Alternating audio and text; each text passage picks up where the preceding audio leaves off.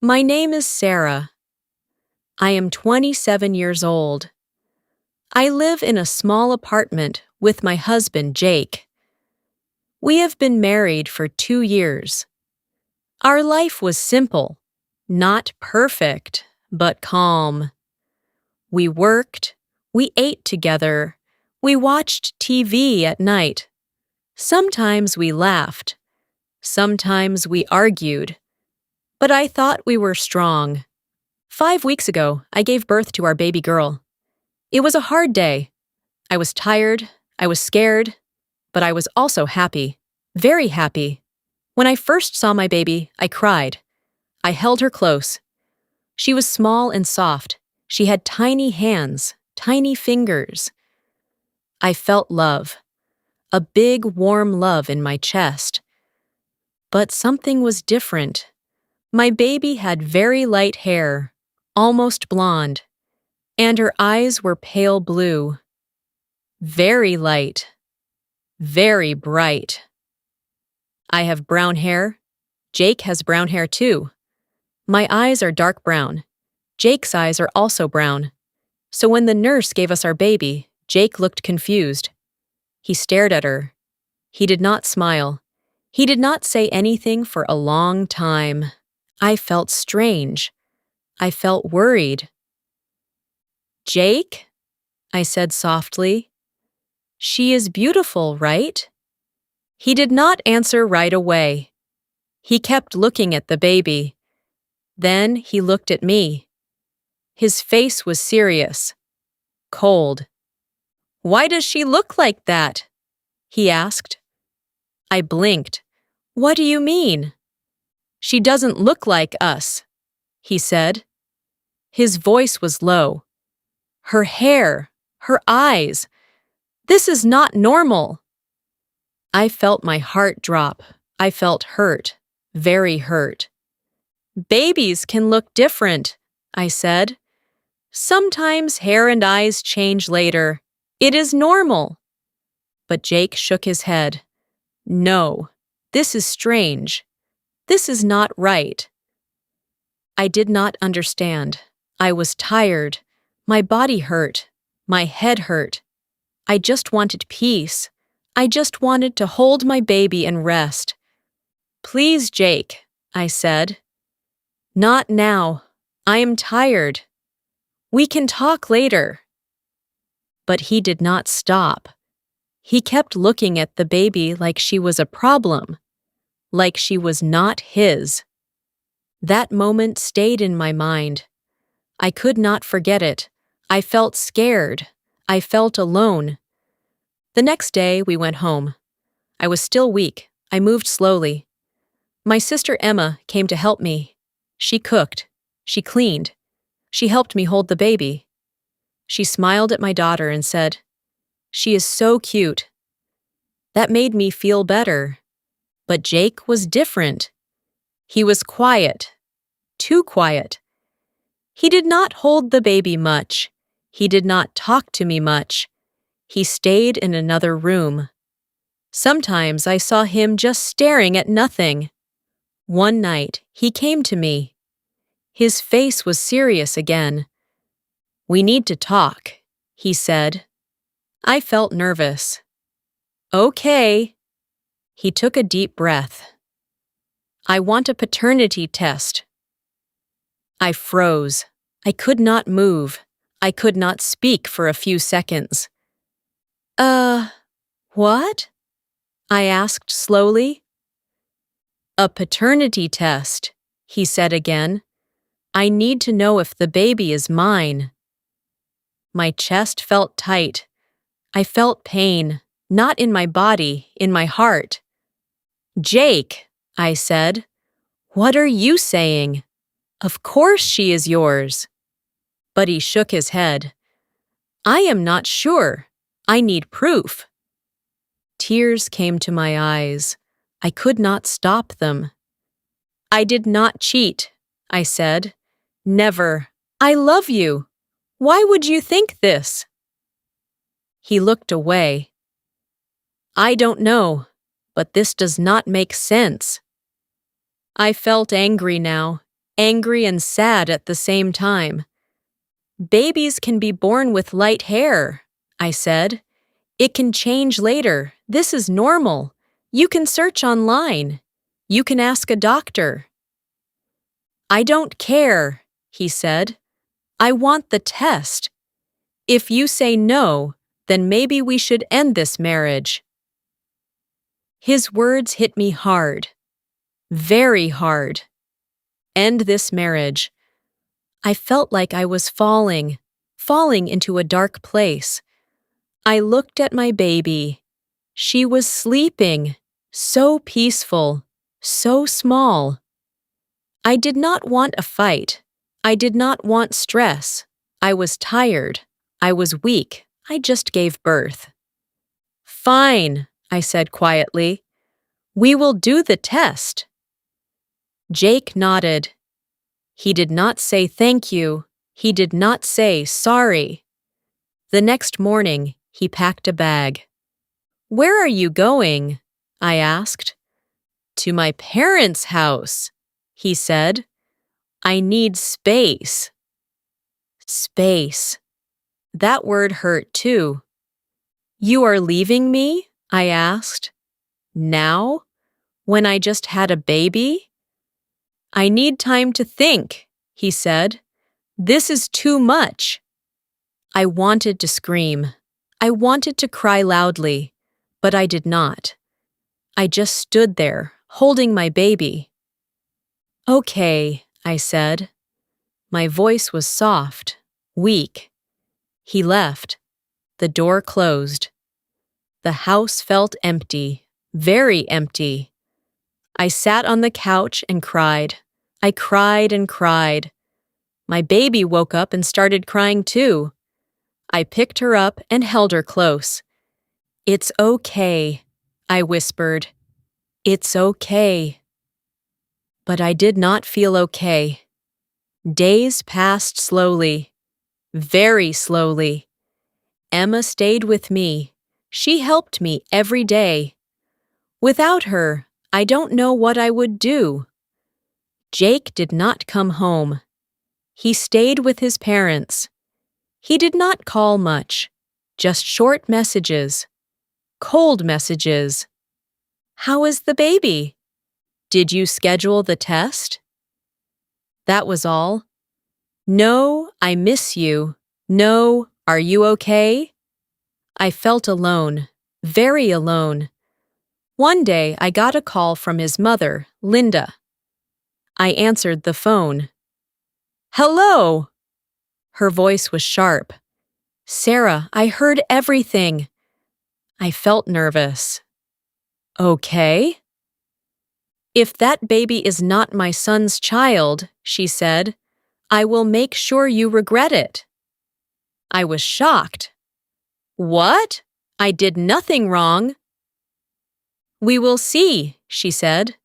The truth will come out. Then she hung up. I stared at my phone. My hands were shaking. I felt scared. I felt angry. I felt tired. Why was this happening to me? I did nothing wrong. Nothing. That night, I held my baby close. I looked at her small face, her light hair, her blue eyes. She is yours, I whispered. She is ours. But Jake was not there to hear it, and that hurt the most. The next days felt very long. Each day was slow. Each hour felt heavy. I stayed at home with my baby girl. I fed her. I changed her. I held her close. I tried to smile for her.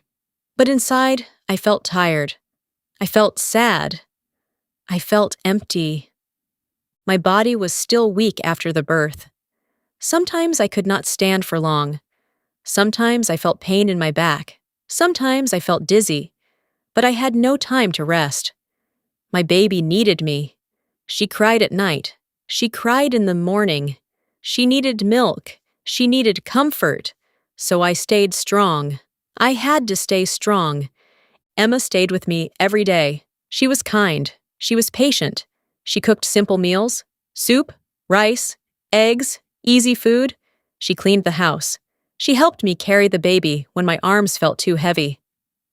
One afternoon, Emma looked at me and said, "You need to rest." "I can't," I said. "The baby." "I will watch her," she said. "You sleep." I nodded, but my mind was busy. I could not relax. I lay on the bed, but I kept thinking about Jake, thinking about his words. "I want a paternity test. I need proof." Those words played again and again in my head. I felt hurt, deep hurt. I trusted him. I loved him. But he did not trust me. I closed my eyes, but I could not sleep. Later that evening, my phone buzzed. It was a message from Jake. "Did you set the appointment for the test?" I stared at the message. No hello, no how are you, just the test. I felt anger rise inside me. I typed slowly, "Yes, it is tomorrow morning." He replied, "Good." That was all. I put my phone down. My hands were shaking again. Emma saw my face. "What happened?" "He only cares about the test," I said. "Nothing else." Emma frowned. "That is not right. You just had a baby. He should be here." I nodded. "I know." The next morning came quickly. Too quickly. I woke up early. I felt nervous. I felt cold, even though the room was warm. Emma helped me get ready. I dressed my baby in a soft pink outfit. She looked so small, so innocent. "It will be okay?" Emma said. I nodded, but I was not sure. We went to the clinic together. The air inside was clean and quiet. Too quiet. I held my baby close. I did not want to let her go. Jake was already there. When I saw him, my heart moved. I missed him. I really missed him. But he looked distant, like a stranger. "Hi," I said softly. "Hi," he replied. That was all. No hug, no smile. He looked at the baby for a second, then looked away.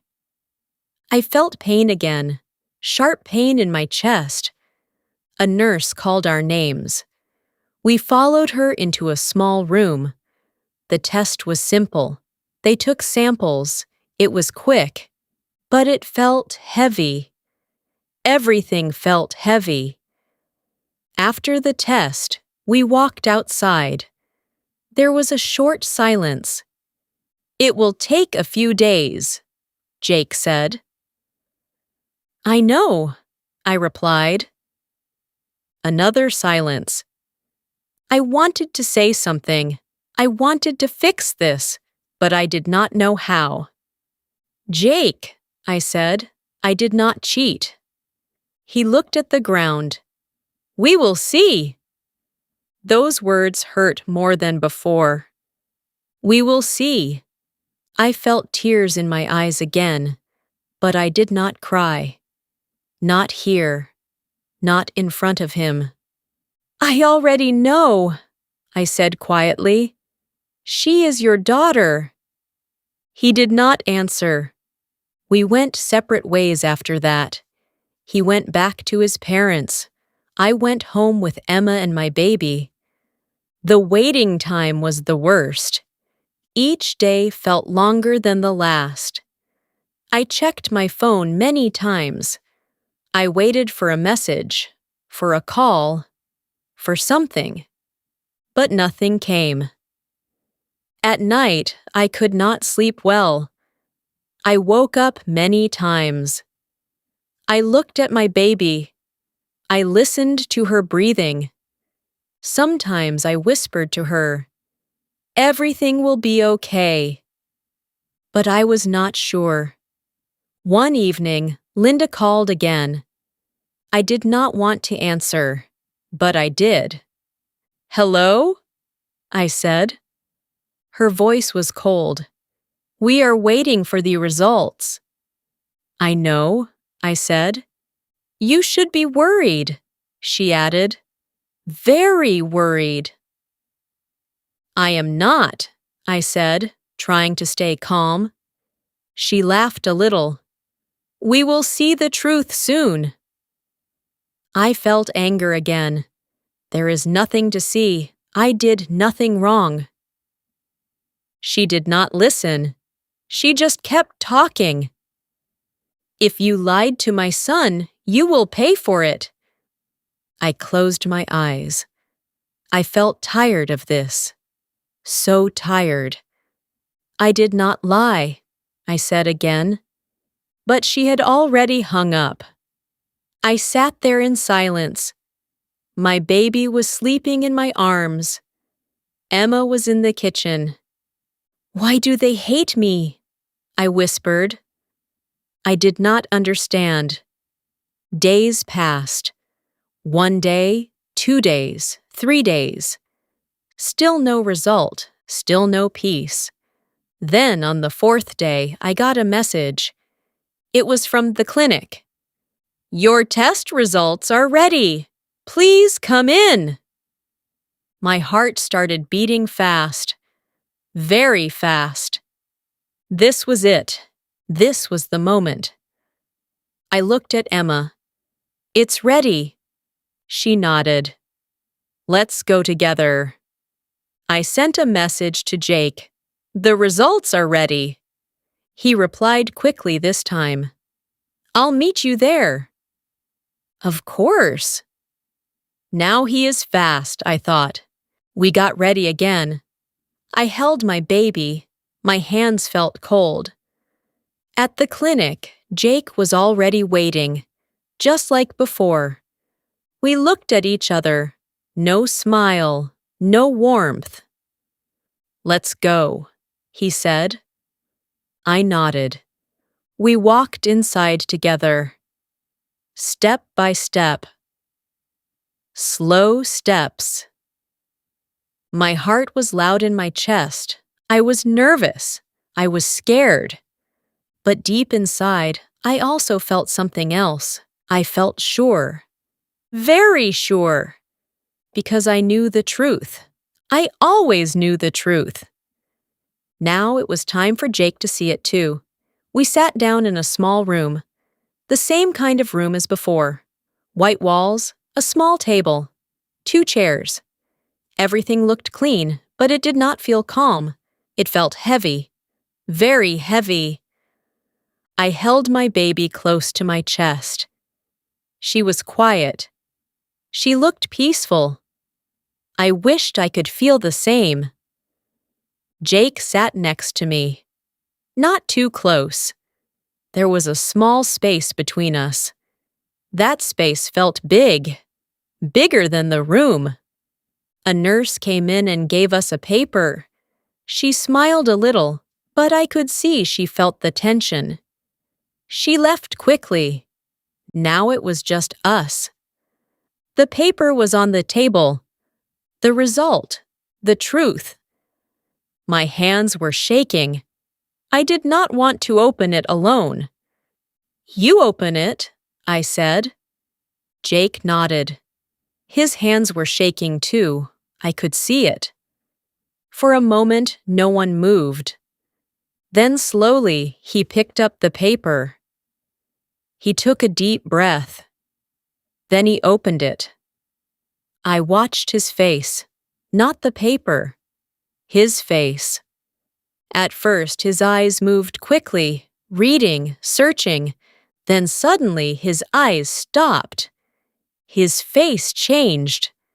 His eyes became wide. Very wide. His mouth opened a little.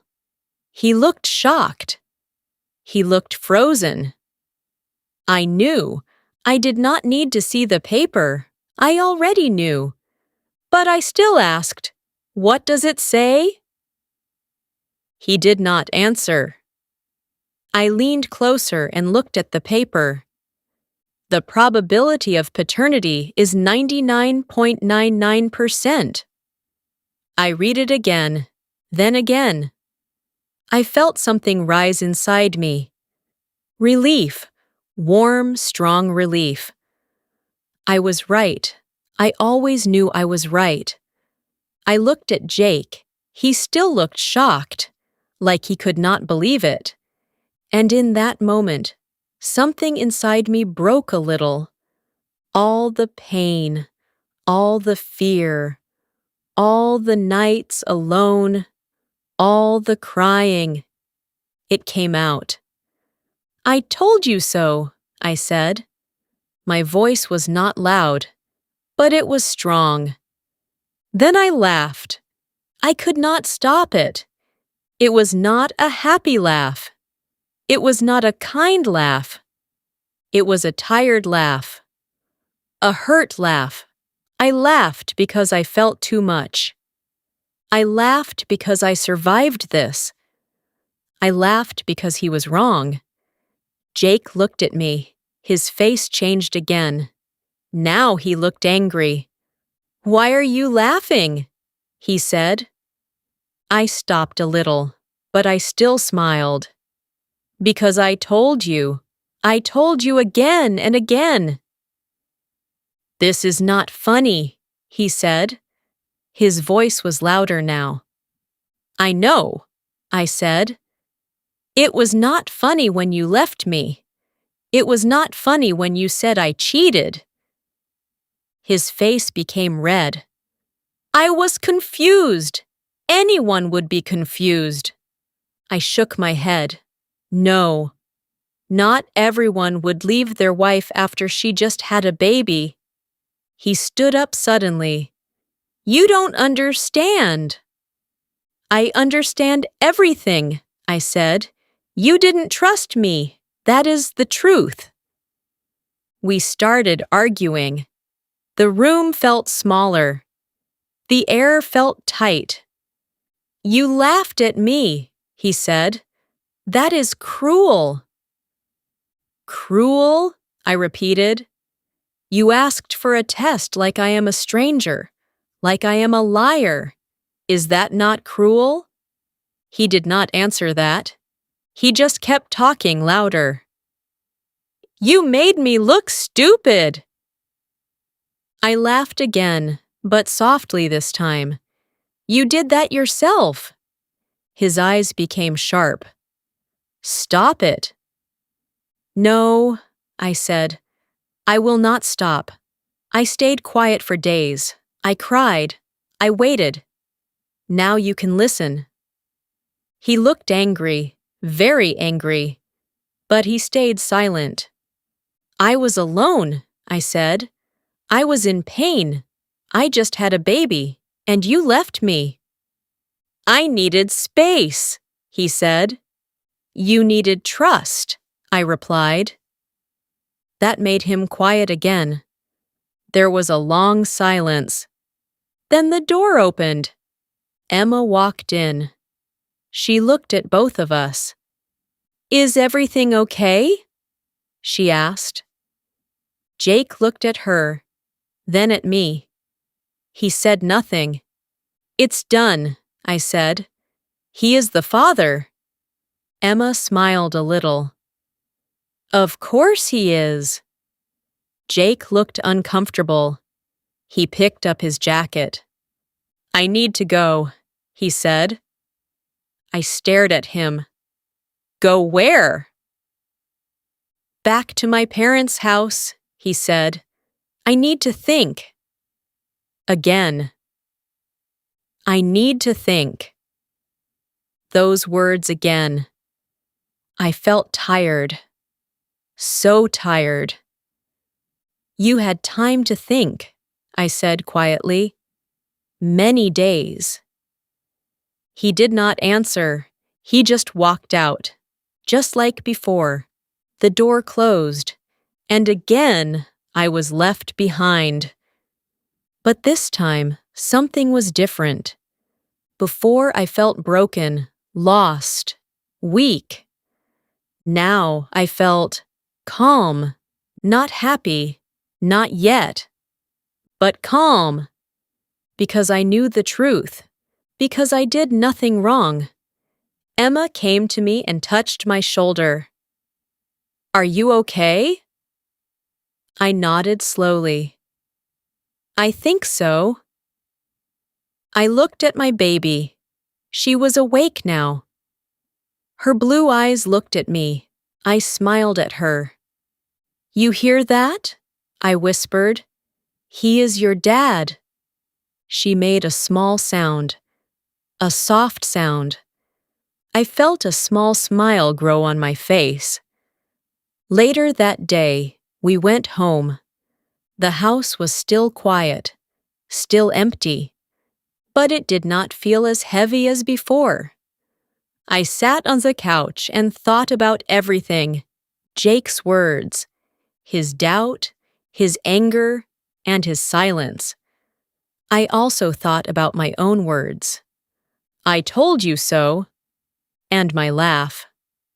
Maybe it was not kind. Maybe it hurt him, but I was hurt too. Very hurt. That night, my phone rang. It was Linda. I looked at the screen for a long time. Then I answered. "Yes," I said. Her voice was different now, not as strong. "We heard the result," she said. I waited. There was a small silence. Then she said, "Jake is upset." I closed my eyes. I was upset too. She did not answer right away. "You should not laugh at him," she said finally. I opened my eyes. "And he should not accuse me." Silence again. Then she said, "He will come home when he is ready."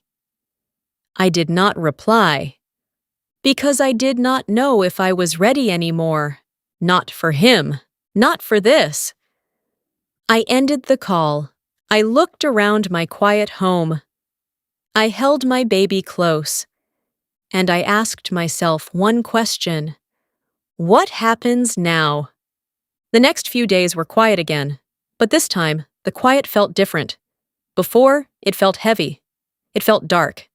Now, it felt clear, like after a storm. The sky is not sunny yet, but the rain has stopped. Jake did not come home. He did not call. He sent only one message. "I need more time."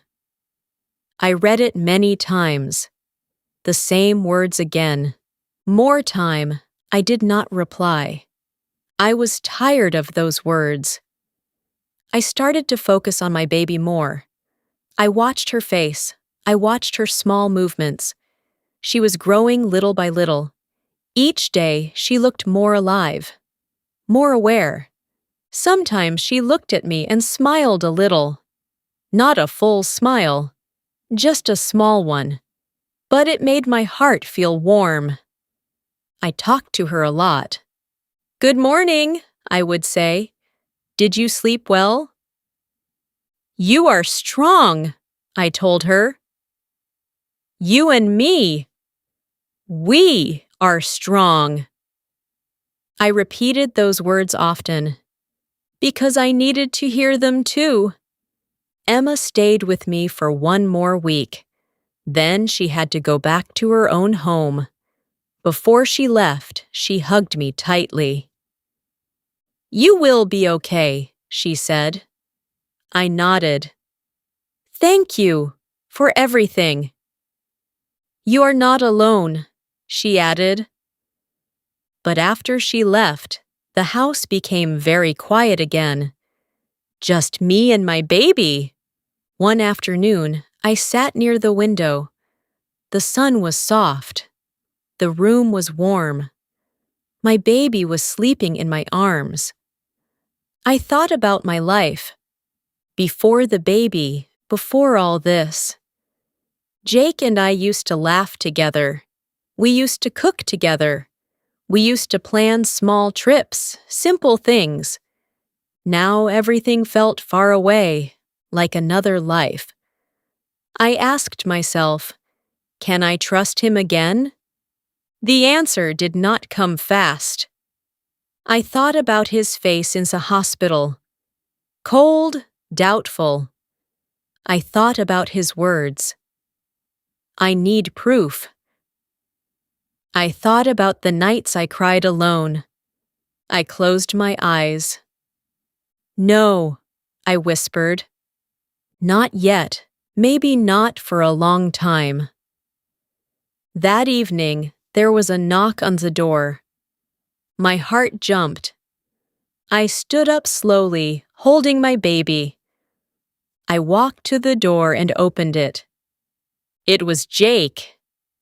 He looked tired. His eyes were red, like he did not sleep well. We looked at each other for a long moment. Hi, he said. Hi, I replied. There was silence. Can I come in? He asked. I moved a little to the side. Okay. He walked inside slowly.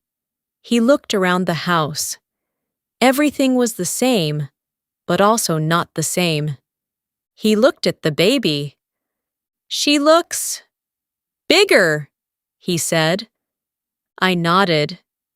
She is growing. He stepped closer. Can I hold her? I hesitated, just for a second. Then I gave her to him. He held her carefully, like she was something very fragile. His face changed, softer now. She's beautiful, he said quietly. I said nothing. We sat down, another silence. Then he spoke. I'm sorry. I looked at him. I waited. I was wrong, he said. I didn't trust you. I hurt you. I listened, but my heart did not move fast. It was slow, careful. I was scared, he continued. I didn't understand. I don't know what I thought. You thought I cheated, I said. He looked down. Yes. The word was small but heavy. I never did, I said. I know, he replied. Now I know. I took a deep breath. That should have been enough before, I said. My words should have been enough. He nodded slowly. You're right. Silence again. I missed everything, he said. Her first days. Your pain. I wasn't here. No, I said. You weren't. His eyes filled with regret. I want to fix this, he said. I want to come back. I want to be a family again. I looked at him carefully. I wanted to believe him, but I also remembered everything. I don't know, I said honestly. He looked surprised. What do you mean? I mean, I am still hurt, I said. Very hurt. He nodded. I understand. Trust is broken, I continued. It is not easy to fix. I will try, he said quickly. I will do anything. I shook my head slightly. It's not about doing anything fast. It takes time, real time. He stayed quiet. You left me when I needed you most, I said. That is not small. I know, he said again. I looked at my baby, now sleeping in his arms. You can stay, I said slowly. You can be her father. You can be here. His face showed a little hope. But, I added. He looked at me again. But we are not okay yet, I said. Not as a couple. His hope became smaller. We need time, I said. And not your kind of time. Not running away time. Real time. Together. Honest. He nodded slowly. Okay. If you want this family, I said, you need to stay, even when it's hard, even when you feel confused. I will, he said. I watched him carefully. I hope so, I replied. That night, he stayed. He helped with the baby. He changed her. He held her when she cried. It felt strange, new, different, not like before, but maybe it was a start. Days passed. Slowly, we talked more. Not about everything at once. Small talks, simple talks, step by step. Some days were good, some days were not. Sometimes I felt close to him. Sometimes I felt far. But I did not hide my feelings anymore.